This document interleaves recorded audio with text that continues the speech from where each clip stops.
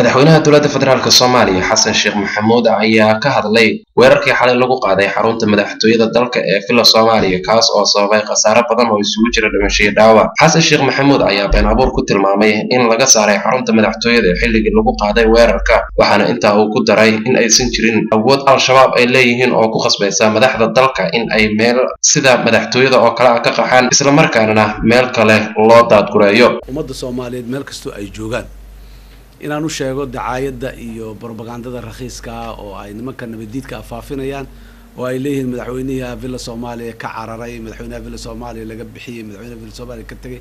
waxba kama jiraan. gurigaygan joogaa, nabadaan ku joogaa, kalsooni badan. aniga cid ay qaxinaysana male, aniguna nin qaxaya maahay. dadka Soomaaliyeed ee dawladnimada samaha jecel shabaabna cid madaxweyne qaxi karto iyo cid wasiir qaxi karto iyo cid baarlamaan qaxi karto midna ma dhamo. waa beentood, waa propaganda, waa dacaayad. aniga carari maayo, dawladda carari mayso, wasiir cararaya ma jiro. dhinaca kale madaxweynaha Soomaaliya Xasan Sheekh Maxamuud oo la sheegay in xilligii lagu qaaday weerarka Villa Soomaaliya oo ku sugnaa xarunta saldhigga waa ciidamada AMISOM ee Xarane ayaa baaq u diray waalidiinta ay ubadkooda ku jiraan xarakada al-shabaab, waxa uu ka codsaday in ay soo sheegaan wiilashooda ku maqan dhinaca al-shabaab si loo ogaado.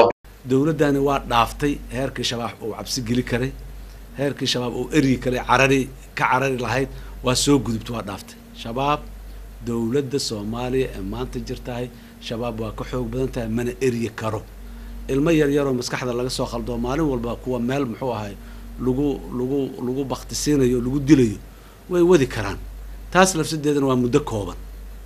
waalidiinta Soomaaliyeed iyo dadka Soomaaliyeed shacabka meel koosto joogan waxaan leeyahay caruurta shabaab ha laga ilaashado. kuwa shabaab galay waalidkooda dawladda ha la soo socodsiiyo cunugooda inuu shabaab ku maqan yahay si loo ogaado. wiilasha maanta ku dhintay caawa halkaa kuwii hore u dhima jiray, kuwii maalinta ka horreeyay dhintay dhammaantood hooyii aabbaa dhalay. maxaan uga talagalnaa hooyada aabbaha wiilkeeda iyo inay ku ra'yi yihiin oo shabaab yihiin maan ku talagalnaa.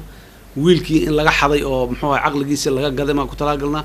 in caqligiisa laga gaday oo la xaday oo lagala dhuuntay oo la fasahaadiyey ayaan aaminsannahay. laakiin waxaan ka rabnaa waxay tahay ciidamada amniga dawladda inay la shaqeeyaan. dawladdaani way ka soo gudubtay waqtigii shabaab eryoon karay, way ka soo gudubtay. maanta ma eryo kara shabaab asigaan eryoonaynaa. muxuu ahaay duurka iyo jadda iyo meel walbay ku jiraan aan ku daba jirnaa. magaaladan Muqdisho iskula dhuumaalaysigeeda iyo urban warfare-kana uu soo gabagaboobayaa mar dhow. weerarkii xalay lagu qaaday Villa Soomaaliya oo mas'uuliyadiisa ay sheegatay xarakada al-shabaab ayaa sidoo kale waxaa jira warar sheegaya in rag ka tirsan ilaalada madaxtooyada ay weerarkaasi qayb ka ahaayeen. weerarkaasi ayaa wararka qaar waxa ay sheegayaan in ay ku dhinteen dad gaaraya ilaa 10 qof oo u badan dhinacyadii weerarku u dhaxeeyay, inkastoo madaxda dawladda ay sheegeen in ilaa 4 qof ay weerarkaasi ku dhinteen. xasan kaaf Abdiraxmaan, Puntland TV, Muqdisho.